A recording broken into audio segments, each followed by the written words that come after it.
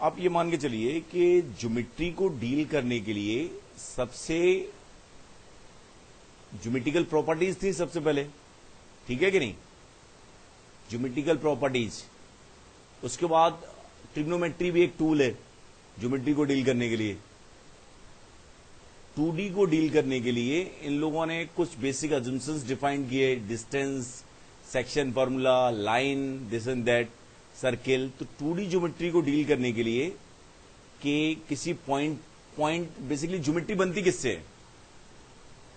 कोई भी टाइप की ज्योमेट्री है, उसकी स्मॉलेस्ट यूनिट क्या है? लाइफ की यूनिट क्या है?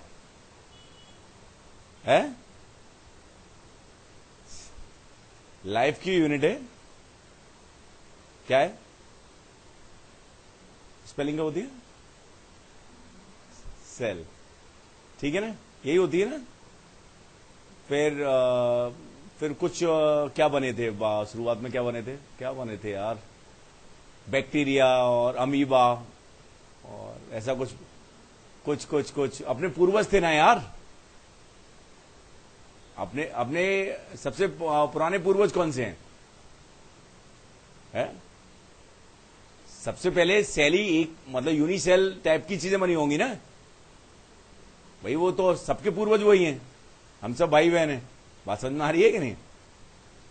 हम सबके पूर्वज क्या हैं? पर बंदर वगैरह तो बहुत बाद के पूर्वज हैं यार।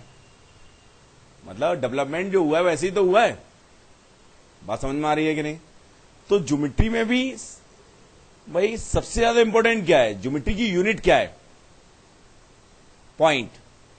तो पॉइंट को अंडरस्टैंड करना, उसको रिप्रेजेंट करना, और कैसे रिप्रेजेंट किया जाता है, उसका मीनिंग क्या होता है और उससे कंक्लूजन क्या होते हैं, ये सारी बातें हमें ढंग से आनी चाहिए।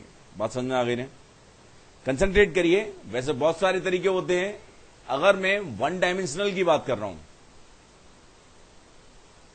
तो वन डायमेंशनल में एक वेरिएबल से काम चल सकता है, लेकिन 2 डायमेंशनल ज्योमेट्री, सर्किल हुआ, पैराबोला हुआ, ट्राइंगल हुआ, इसमें 1 डायमेंशन से काम नहीं चल सकता।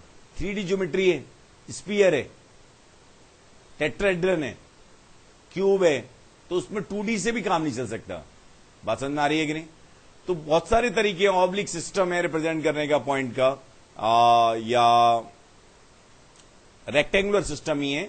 तो हम अभी रेक्टेंगुलर सिस्टम में समझना चाह रहे हैं, और क्या पॉइंट होता है, कैसे रिप्रेजेंट होता है, उस चीज को हमें समझना है।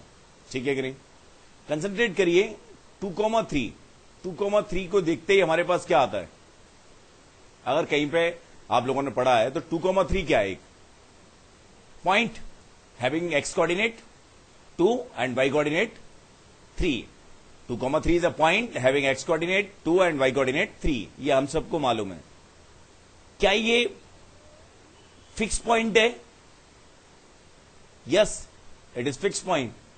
अगर ये फिक्स है, यूनिक है, तो ऐसा क्यों हो रहा है कि मेरे बोर्ड पे तो ये बन गया 2,3, तुम्हारी कॉपी पे दूसरा 2,3 है, और दूसरे वाले की कॉपी पे तीसरा 2,3 है। बात समझ में आ रही है कि नहीं? 2,3 एक यूनिक पोजीशन को कब रिप्रेजेंट कर रहा है? 2,3 फिक्स भी नहीं है, वेरिएबल भी हो सकता है, but it is fix if we fix our reference point as well as coordinate system. 2,3 है क्या? एक ऑर्डर पेयर है, x comma y order pair है। ऑर्डर पेयर और सेट में क्या रिलेशन होता है? ऑर्डर पेयर और सेट में क्या डिफरेंस है?